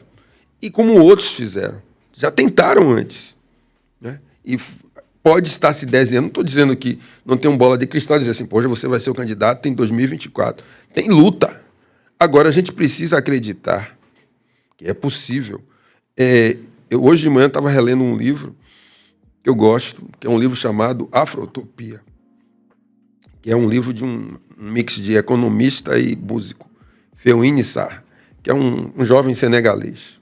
Nasceu ali em 72, estou com a memória, porque eu fui lá na biografia dele, então a memória está fresca aqui.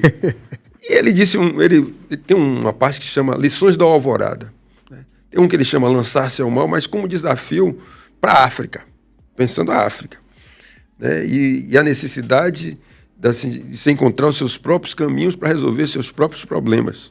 E pensando nas cidades africanas, pensando no debate sobre a economia, pensando na África na sua dimensão econômica, na sua dimensão política, na sua dimensão social e na sua dimensão espiritual, né?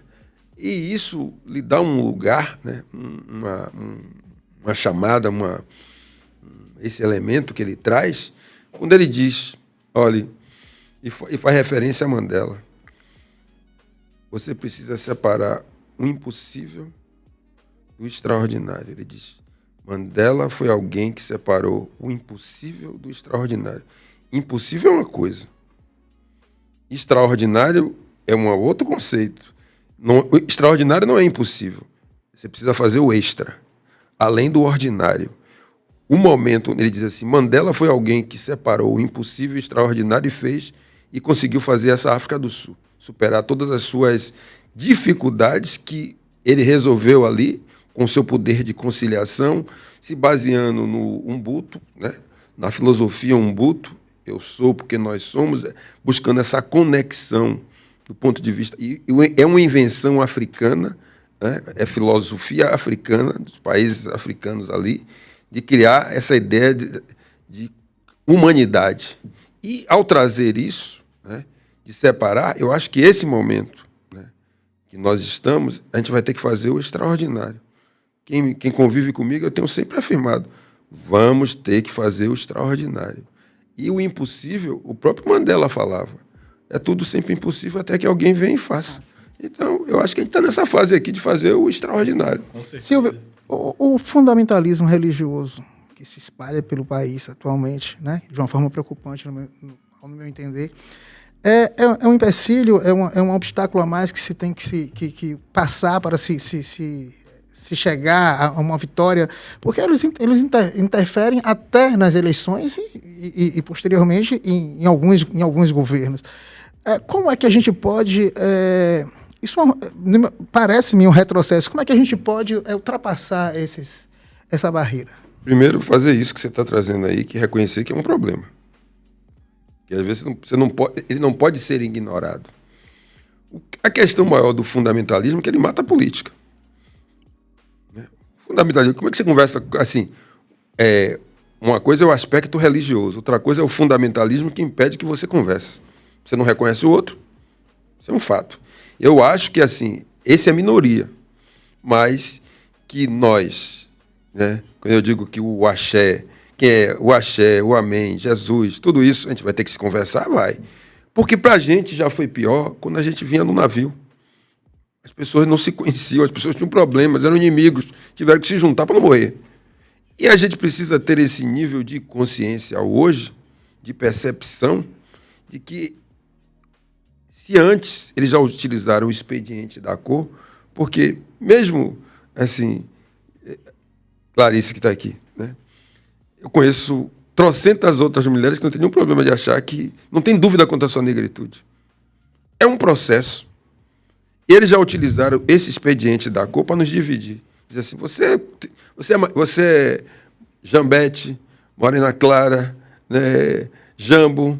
Você vai abrir ali, você tinha uma série, e aí a gente fez assim, tá bom, vamos Mulato, não sei o que. Nós vamos enquadrá-los aqui de... Não foi a melhor solução, mas foi uma solução. Pardos e pretos. Mas assim, para você participar do concurso, você precisa ser negro, pardo. Se você diz que é pardo, você está fora. Tá fora. Eu gostei bastante dessa argumentação trazida por doutora Lívia Santana, né? Lívia Vaz. Então, eu acho, assim, eu entendo, né, que é a fase de você ultrapassar. A gente resolveu a questão do acordo, não estou dizendo... Conseguiu encontrar um caminho do meio com relação a esse acordo, tem alguém que tenta voltar com a ideia do colorismo. Eu disse, irmão, eu venho de um outro tempo que a gente precisava de gente de gente. Eu vou agora dizer, você tem a pele mais clara. E é momentâneo. Você a pele mais clara aqui, quando chegar lá o branco disso, o preto é você. Quantos fazem isso? As pessoas sabem. Isso não nega que você não nega que existe essa sociedade pigmentocrática. Mas você tem que saber, assim, vamos fazer o consenso gradual. E agora a gente vai ter que superar essa questão religiosa que tem nos dividido. Aí eu usei Luther King. Luther King era metodista. Ele tinha uma concepção de que assim, a luta dele com o outro e com uma diversidade grande entre as pessoas negras. Por que a gente não vai aprender com eles? E é para além daquele I Have a Dream. Porque às vezes tem gente que pega só um trecho do I Have a Dream e esquece das outras coisas que ele vinha dizendo ali, né? E ele dizendo, às vezes, com a questão da cruz, ele diz, a cruz não é algo que você pendura no pescoço. É uma coisa que você leva nas costas, né? Transforma isso em justiça social e transforma isso numa missão de vida. É preciso que a gente entenda o que está em jogo. É muito maior do que o aspecto religioso, que a forma como você se religa é seu. E mesmo porque a religião é invenção humana. A espiritualidade não. Mas a religião é uma forma que o homem encontrou para dizer, essa é a minha forma de me religar com Deus. Aí, se isso vai de A a Z, não vai ser nem melhor nem pior. E que não tem? Você vai deixar de construir com quem não tem, porque... E mesmo porque isso não mede caráter, bondade, absolutamente nada de ninguém. Agora, eu acho que um elemento, assim, a palavra tem força. E a gente tem que usar essa força que a palavra tem de convencimento. Tem gente que se convence com tambor. Tem outros que vão se convencer pela palavra.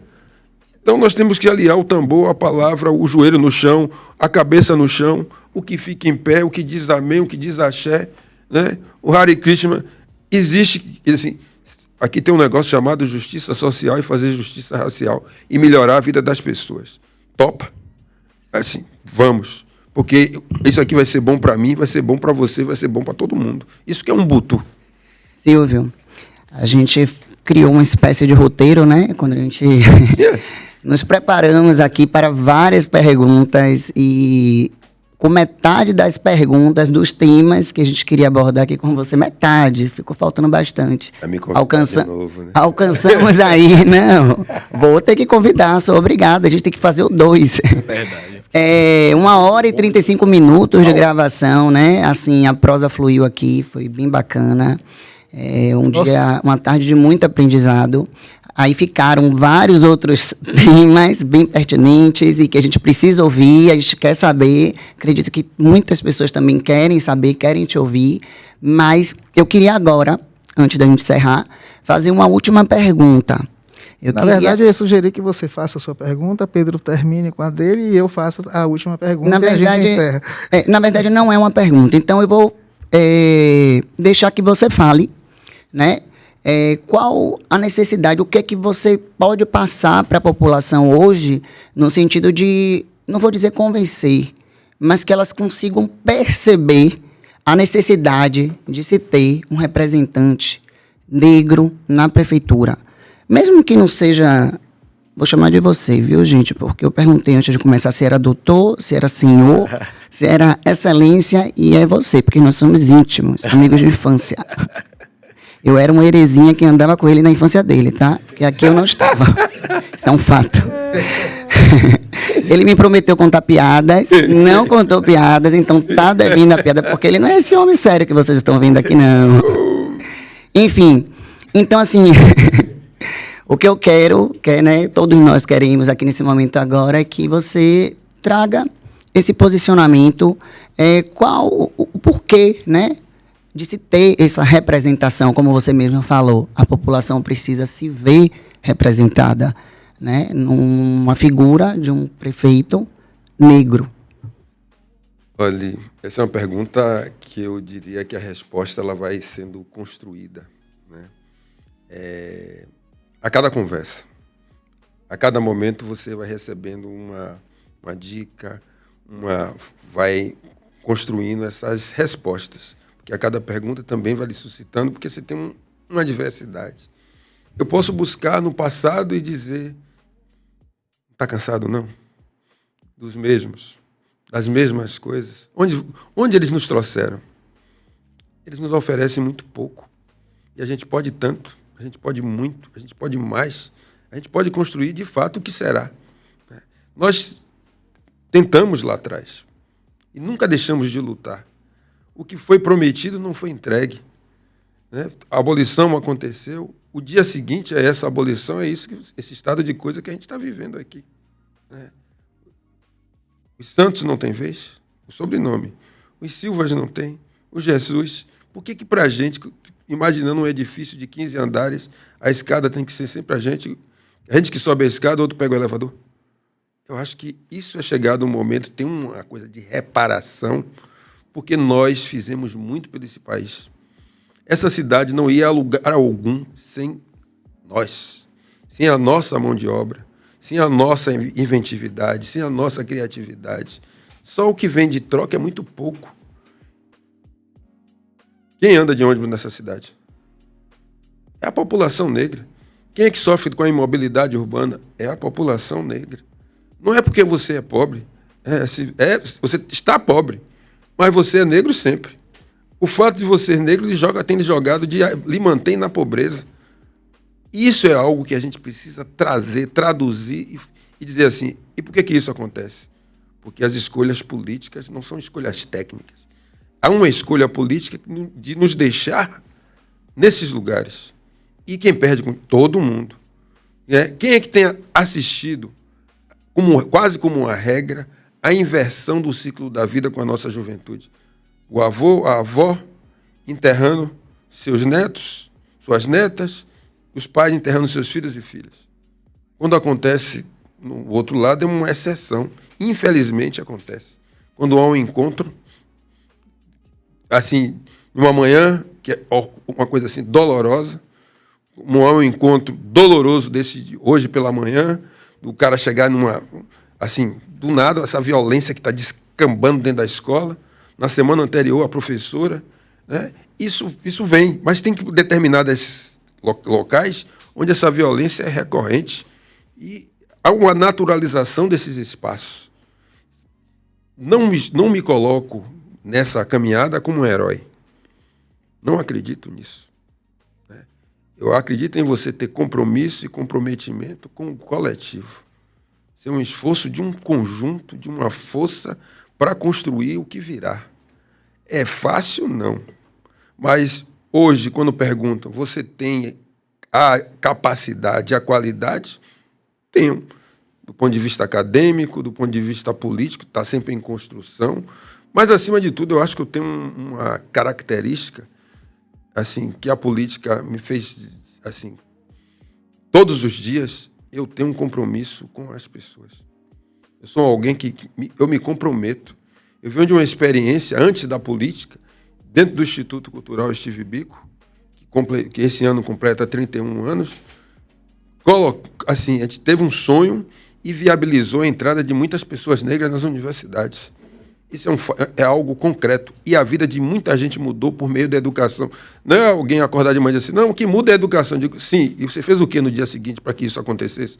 Né? Vocês criaram as condições para que isso acontecesse? Inclusive, 10 anos antes do sistema de cotas, né, o Steve Biko já estava fazendo esse ingresso.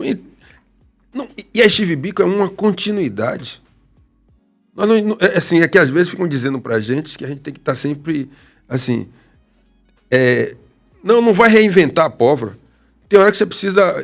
Tem que inventar mesmo. Porque a pólvora que está aí só dá chabu para a gente. E que bom que você trouxe aqui na mesa o Steve Biko. Era um dos temas separados para a gente abordar, mas eu acho que a gente deveria aprofundar. Eu realmente desconhecia. Confesso que tive conhecimento ontem, aprofundei e achei assim, um projeto, a palavra que eu posso descrever, magnífico. Se existissem outros projetos como esse, certamente a gente teria alcançado aí bastante nessa luta pela educação, né, da população negra, pela inclusão, estar dentro de uma faculdade. É admirável o projeto e a gente precisa realmente trazer esse tema aqui. Acredito que muitos, como eu, também não conheciam. Eu também não conhecia. Eu vou só acrescentar algo importante, né, na sua fala, é porque ainda bem que há muitos projetos como esse. Porque o muro de contenção é dado por essas organizações negras e outras sociais que criam tecnologias, inovações sociais que deveriam estar na ordem do dia. Porque às vezes as pessoas pensam que a inovação tecnológica está aqui no ambiente fruto de inovações tecnológicas, né? Mas o que faz movimentar são as pessoas. Então, o que você tem que investir? Em gente. Eu sou alguém que me importo com as pessoas e acredito que o maior investimento que essa cidade tem, e apesar de tantos não, dores, etc., é a nossa gente. E tem um potencial fantástico. O que as pessoas precisam acreditar, dizer assim, o que você pode oferecer? Eu digo, acredite. A nossa história é de que primeiro você crê para você ver. Então esse sentimento que está em você, que está em cada um, que diz assim, poxa, será que é possível? Eu digo, por que não? Eu acho que a gente precisa dar uma chance a nós mesmos. É assim, se não deu certo, tenta outro. Porque é assim que eles fazem. Eles erraram e acertaram em cima da gente. A gente sempre foi o alvo, como diz Emicida na música. Ele diz assim, tem gente que tem a pele alva, a gente tem a pele alvo. E sempre as políticas públicas que não deram certo, sobraram para a gente. Se a saúde não deu certo, foi em nossas costas. Política de segurança pública não dá certo, quem sofre é a gente. As elites estão de boa. Somos nós. Então, hoje, o momento, né, se fosse para resumir numa frase, eu diria assim, é o tempo da igualdade para valer, que já teve por séculos, já teve por décadas, e agora está por dias, e agora está por horas. E essa hora é a hora da gente acreditar para fazer valer e acreditar, sobretudo, no que virá. Eu acho que é trazer a fé, que é esse monossílabo com um poder poderoso, que é assim, é o que torna coisas impossíveis em coisas possíveis, né, de um lado, e lutar. Né? E lutar e se importando com as pessoas. Eu acho que é isso que vai fazer a diferença. É isso que eu posso assim, dizer para as pessoas, que até independente da minha pessoa, eu acho que tem uma força, assim, sabe aquilo que diz assim, incrível poder das coisas quando elas precisam acontecer? É isso que está aí. E quem está encastelado no poder sabe disso. Agora, é preciso, de um lado, né, desse lado que eu acredito, é melhor ficar ao nosso lado do que ficar na nossa frente. Excelente. A gente vai passar. Eu vou encerrar a minha fala, Silvio Humberto, agradecendo a presença e a construção. Foi incrível. Ave Maria surpreendeu e superou todas as expectativas. Aproveitando a oportunidade de agradecer a presença e agradecer, contemplando o que a doutora falou, as políticas públicas que foram realizadas. Porque eu sou fruto disso. E eu acredito que quando a gente muda uma pessoa, a gente muda o mundo. Então, se hoje Pedro Henrique se tornou advogado, tem uma expressão na advocacia criminal, é presidente de uma associação de advogados criminalistas com mais de 130 associados, eu sou o resultado da política pública. E eu sempre gosto de agradecer e pontuar o que foi positivo. Então, se em algum momento alguém duvidar ou questionar se esse projeto Políticas Afirmativas deu certo, que mande me ligar, que eu vou relatar sobre a minha vida. Então, assim que eu encerro a minha fala, agradeço a presença aqui dos colegas, agradeço a fala de Silvio Humberto, e muitos podcasts estão por vir. Pois é, foi uma aula, a gente ficava aqui por mais 2 horas aqui ainda ouvindo, né, esse espetáculo que é esta figura sensacional que é Silvio Humberto. Mas, infelizmente, né, nós temos que nos ater ao tempo, né, lamentavelmente. Né? Mas, assim, agradecer muito sua presença. Eu sempre fui um fã, e continuo sendo mais ainda. Né? E eu acho que você nos inspira, nos representa. Eu queria só deixar uma frase, um comentário da Idelgarde Angel, né, ontem, a respeito da decisão do STF que acaba com as prisões especiais, e queria que você comentasse, né,